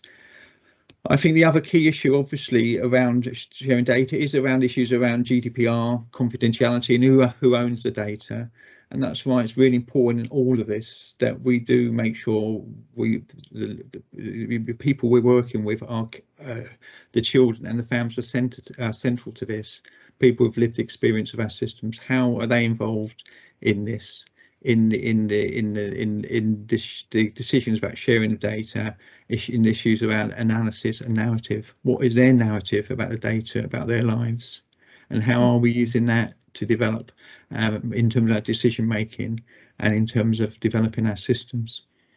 Okay, lot of questions you're asking there, guys. I'm looking for a few answers to some of these. I mean, my question I would throw on is, do we need 152 answers? Can't we just have one? Anyway, I'm going to turn over to Greg and ask him to reflect upon these challenges. Are very familiar, I know, Greg, nice to see you again, from the work that you were doing from the police perspective and then into Arizona Children's Department, and now taking that up to a global perspective. So over to you to reflect on this and see if you've got any answers to these questions. Yeah, thanks. Yeah, and Annie, thank you, but we're not so good at it either in the US in terms of understanding the multidisciplinary team need for all of these cases, but we try. So yeah, just a little bit more context. So I was in law enforcement in America's 5th largest city, and I worked crimes against children for 7 of those years, and then I worked homicide for many years prior to leaving. And while I was working in homicide investigations, I investigated probably a half a dozen or more child homicides, all of whom had multiple prior contacts with government preceding their murder. And that was all in a period of about 9 months. And that sparked political fervor, not unlike what many of us on this call have experienced before, and suddenly new legislation and an infusion of will. And I was tasked with creating a criminal investigative entity that merged law enforcement acumen with social service acumen to hopefully thwart some of these catastrophic outcomes. And I did that. But what I did find is that in most of these high profile cases of serious abuse or fatality, it is generally an issue of capacity. Case managers or investigators that are carrying too many cases, the lack of real-time information for them to make prudent decisions with. So in other words, they're getting the information weeks or months after they needed it.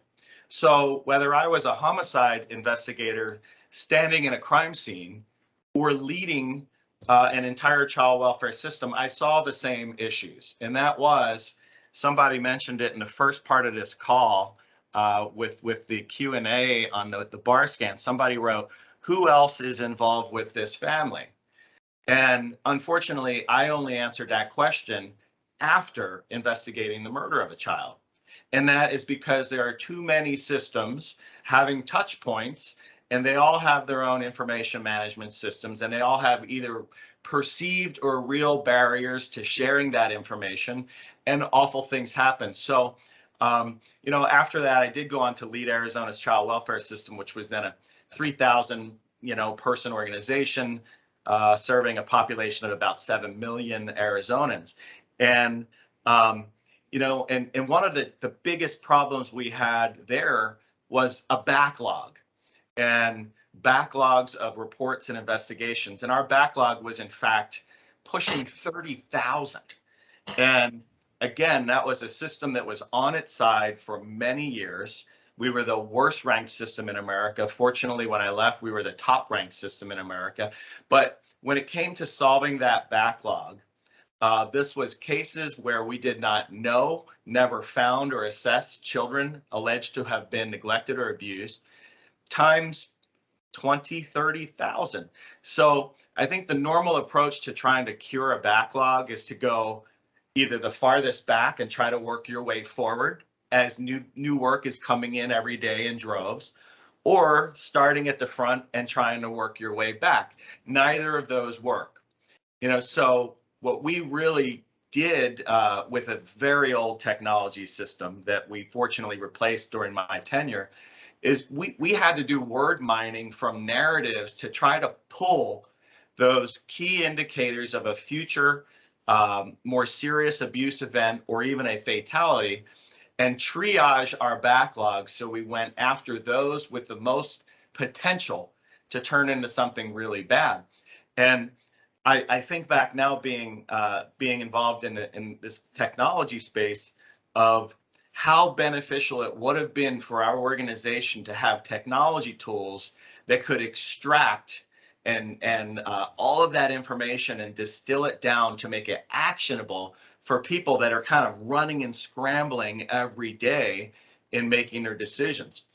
So when I look at AI, and this team is great. I love Helena and Kenya, and Carol and all the folks in the UK, because, while they are visionary, and they want to talk about the art of the possible, they also know what the world looks like for those really struggling. So I used to say, look, art of the possible is great, but surviving the day is even better. Help me as a director of a government organization to force multiply my constrained workforce. Help me to capacity build so I get better outcomes. And that really, to me, did not come in my experience through reform, financial infusion, political will that becomes waning. Eventually, it becomes public policy and more rigors on these organizations and kind of diminishing results over time. I really feel that technology solutions and the responsible use of some of these tools is the answer to kind of reshaping practice. And I'll close on this. When it comes to AI and predictive analytics, I am not somebody in favor of, and most aren't, of a computer or an algorithm kicking out some type of risk score that indicates remove this child or leave this child behind. Humans are way too complex, especially humans experiencing mental health and drug addiction and violence and traumatic backgrounds. So it takes a human to be able to do that and do that well. But the human needs the information, and our workforces don't have it when they're out there making these critical decisions. So however we can use AI and machine learning to help prioritize the work, get us in front of the right people in the right situations and the right times, not in the wrong locations, and help distill all of this information down so somebody can act upon it, you know, and then obviously trying to coordinate efforts among disparate professionals working in this field is really the holy grail that we're all after. So I'll stop there. Thank you all for listening. Thank you. So Annie or Peter, did you want to respond in any way to what Greg has said? Either of you? I mean, I think it is right. It is about, it's not replacing the human aspect. It is around enhancing it, and that is the key, really. We can use all the data and the technology to enhance our decision making and our assessments. And I think looking at some of the examples today can surely be of that benefit to us. Mm-hmm. Annie, any thoughts? Yeah, I mean, just to follow on rather than to repeat what Peter's just said and Greg said, I mean, I think what we have to make a much less clunky and more helpful system of sharing information. I mean, the one view approach, I mean, is really commendable. You know, yes, there were questions for me about how does it involve the police and health and all of that, but we have to make it easier for frontline decision makers, practitioners, could be social workers, could be police officers, could be teachers, who are they're the ones that are making the really difficult judgments day by day.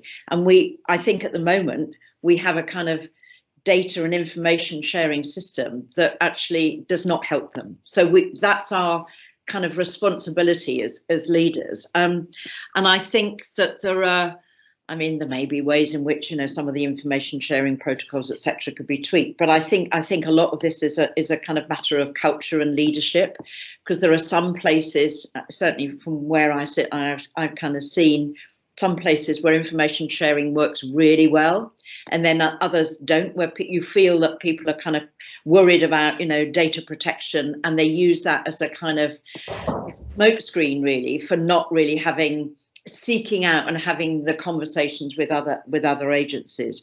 So I think a lot of this is about culture and behaviour. And going back to your challenge, Carol, about 152 different systems, I mean, I think I agree. I think it's, you know, it's really complicated and tricky, and that adds to the challenge for frontline workers. So, you know, working in London, Peter, I mean, yes, we have one police force, but you've got lots of different health systems, a lot of different local authority systems, and even within one police force, you know, there are slightly different systems operating. And that, you know, is kind of crazy, really. We do need to do some streamlining, I think is really important. Explain to me why this is. We're operating in accordance with English law, under the same information commissioner, under the same regulatory framework, and some people have created a data sharing mechanism that works. Where's the problem? Why are others not simply told this is it? Why are people inventing local answers to a standardized legal question. So I really feel that this is just nonsense, and we're all kind of part of it. And on a previous very inspiring session that Microsoft led us through, they're saying, you know, you can make agreements to share data by agreement. There's nothing that prevents that. So, you know, do we actually just need to have more gumption about actually saying, it, you know, these are the examples that where it has worked well. Your task in whichever area you are is to take that structure and apply it. It's not to redesign it. You know, think how Microsoft would get on if they had, you know, 27,000 programmers all trying to adjust Microsoft Dynamics. I'm sure they don't, you know. I think it is about collaboration. One other observation. Sorry, Peter, carry on. Peter. I think it is about the culture of collaboration, really, because I think that sharing of information and data agreements is around that, because that goes back to the old sort of silo working, where people where organisations for whatever reasons are reluctant to share information outside of the organisation, despite statutory guidance and regulations, and I think so. It is about sort of making decisions around that, but it's also about developing the culture of multi-agency collaboration, and information sharing is a part of that, and that's what we are doing. I mean, I'm sure colleagues around the table can give a lot of examples in their own area where that works well, but it is about expanding that further and making sure that we are sort of child-centred rather than sort of organisational centred in the way we make those decisions. Yeah, I mean, just to kind of give an example of where, I mean, we've just published our review about non-accidental injury of babies, and particularly about the role of fathers. And in there, because information sharing came up again, you know, so that, for example, a GP having a bit of knowledge about a father's sort of relatively low-level mental health issue, which doesn't get shared across into the system that's working with the mother who's got another GP in a different practice, and the child, and so that information doesn't get shared and get etc. etc. But what, you know, we also, as part of that work, we came across some really creative work that was going on, for example, in Northumberland, where people have, you know, kind of put some capacity into and said, we need to kind of sort this, and have, you know, have got a very different approach, which seems to be really having a very material effect on, you know, the quality of decision making. So I think it's about having the will and the capacity and the kind of leadership priority giving to, we need to sort this, possibly at a national level, but also at a local level. Okay. I mean, locally, for example, we're working. We've got like other colleagues have got a social work in schools project where we've got social workers based in schools, and that's working on so many different levels, but also in sort of sharing information. I think at first there's some hesitancy about that, but once to build up the trust, relationships are working. You know, once you go, if you go into a room, you're not quite sure who's a teacher and a social worker now, because there are people working together for children. The information gets shared. So on the local level, those things can happen, but there is need for some sort of national push around this as well. Greg, you wanted to come in? Yeah, I agree with those things, and then also a lot of these are perceived barriers as well. I mean, when I was a homicide detective, I'd walked into the hospital and asked for information and was told, oh, it's HIPAA, we can't share that with you. And it's like, no, here's the law. And then people start sharing. So some of it is dispelling myth.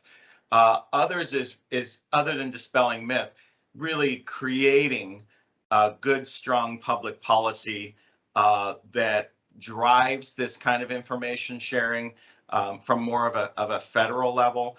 And you know, we all have to abide procurement law and regulatory, which was a problem. I mean, when I had a solution that I needed to put it out to bid and have a scoring mechanism for all of those bidding on a project. And, you know, so every single entity had a different procurement process and ended up accruing a different data system. None of them speak. So at a global public policy level, they have to drive this connectivity so that, and I'll close on this, we had a 24-year-old mainframe system in my state that was a major downfall for outcomes, and we replaced it over a 4-year time span.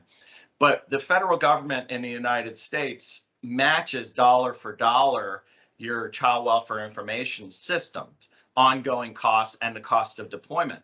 But in order to be eligible for that, we had to accept certain federal parameters, and one of those was integration with other systems now. So we had to say, yes, we will integrate with Department of Education and some others. Now it's a matter of, fine, we're ready to integrate, but their system's very old and can't quite integrate. But the start is there.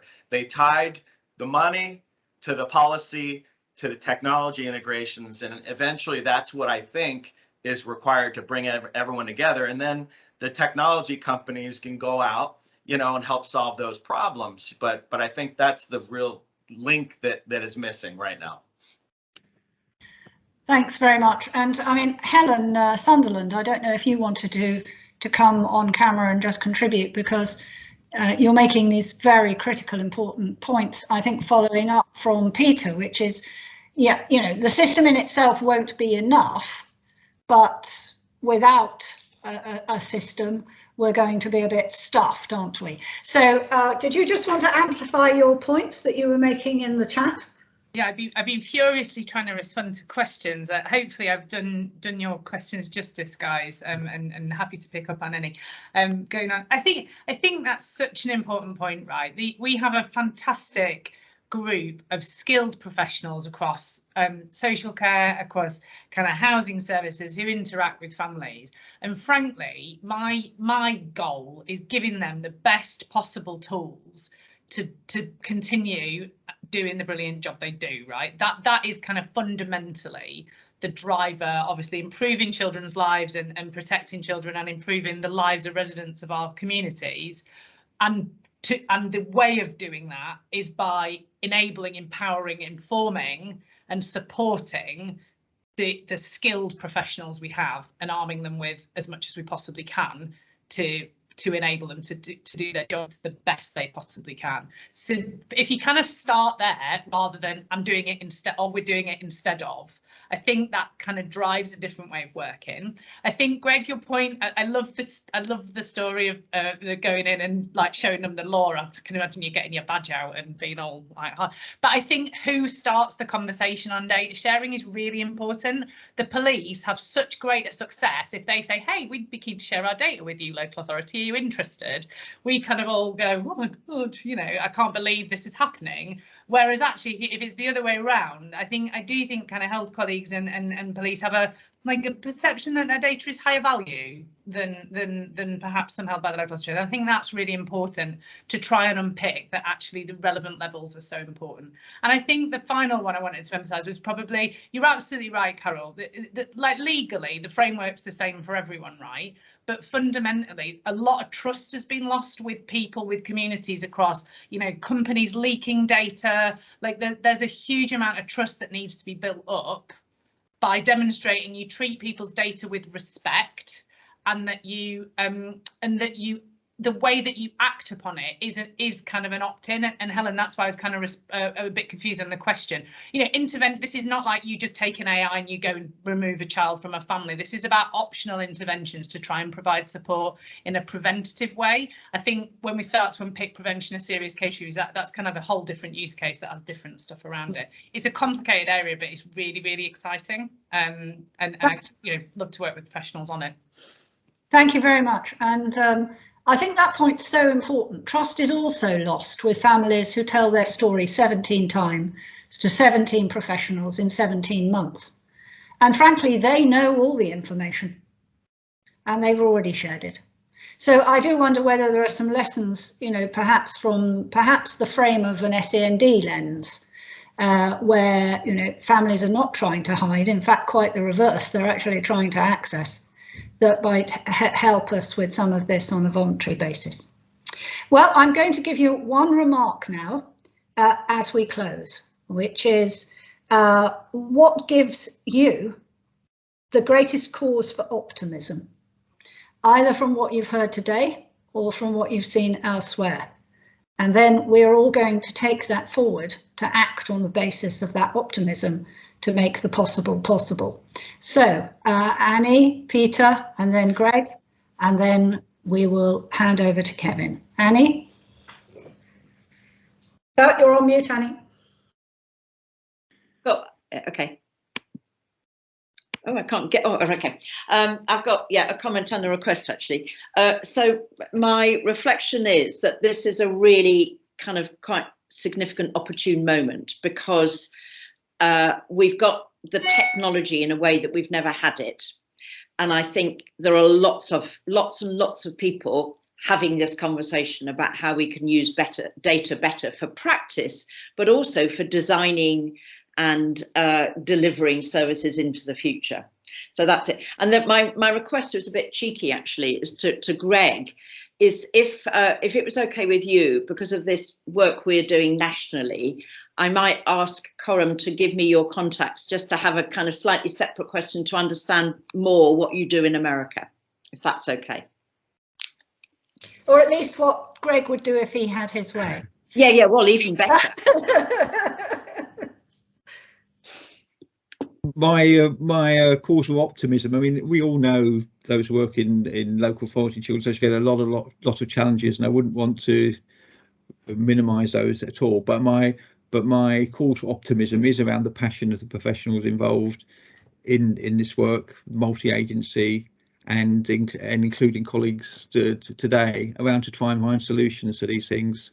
And we will, and we've made lots of progress on our practice, and we are collaborating across all the key public sector agencies, but also using some of the skills and expertise in the private sector as well, and that can only be good for our children and our families.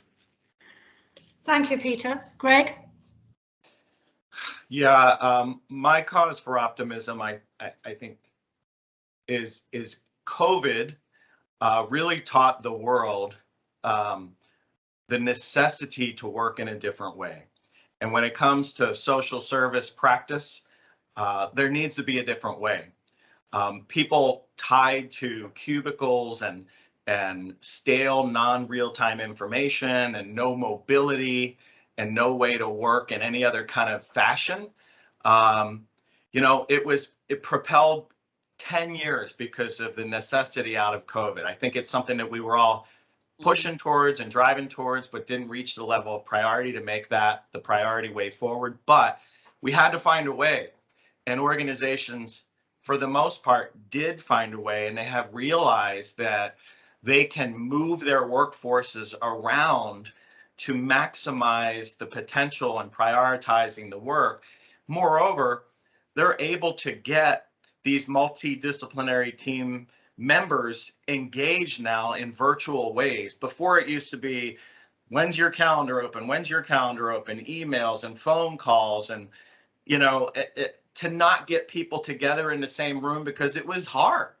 And now there's almost an expectation to get 5 or 6 or 10 or 15 people in a room remotely to collaborate on critical transitions needed for vulnerable people now, not next week or next month, but now. And, so I think that it has made this a necessity. So I think it's up to us all now to start to, look at data, look at new ways of doing things, and reshape practice and priority. So we're looking at less things that Andy has to review on these, fatality review panels, and more better outcomes for the future. So I'm looking forward to that. I think it's going to be a paradigm shift for the world of social service. Thank you very much to you all. I think what we're saying is where there is a will, there is a way. But in fact, we have a way. And what we need to do is increase the will. And that comes down to us, to the leadership that creates that possible. So I want to thank you for joining today to be part of that. And I'm taking some optimism from our lovely colleague, Deborah in Blackburn, who said, my hope and optimism is events like this and the innovation I have seen today. So I take that as a big vote of confidence and thumbs up to the purpose of the Coram Innovation Incubator, and I'm going to ask Kevin to say a little bit about the next steps and way ahead, which we hope you'll all be part of, and we will be able to serve you in your great purposes. All the better for that. So thank you to the panel, and over to you, Kevin. Thank you. Thank you to the panel, thank you to the presenters earlier, and thank you to everyone who's attended today. We're nearly finishing at 4 o'clock, but I hope you'll just indulge me for a couple more minutes. This presentation, this whole webinar is part of the work that we do within the Innovation Incubator, and we hope that you found interesting and inspiring.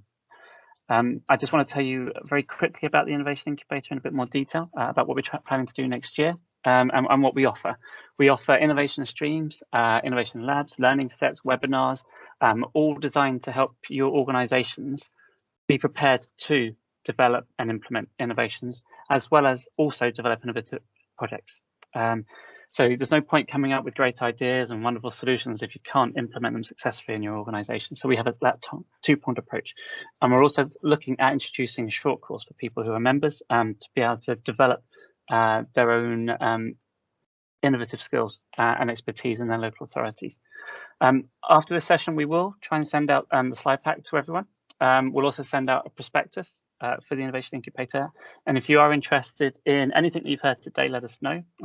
Particularly interested in anyone who would like to be a member as well. And we will do our best to answer any questions that you have. But that's all I really wanted to say.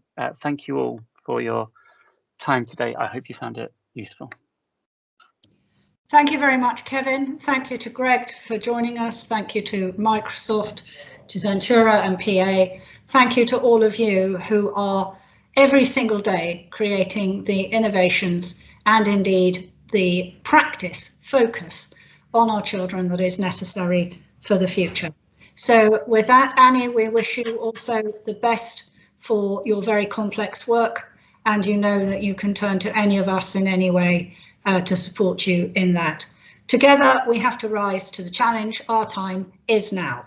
So with that, I love you and leave you. Thank you all for joining today and wish you a fond farewell. Thanks so much, everyone. Thank you all. Thanks for your time, everyone.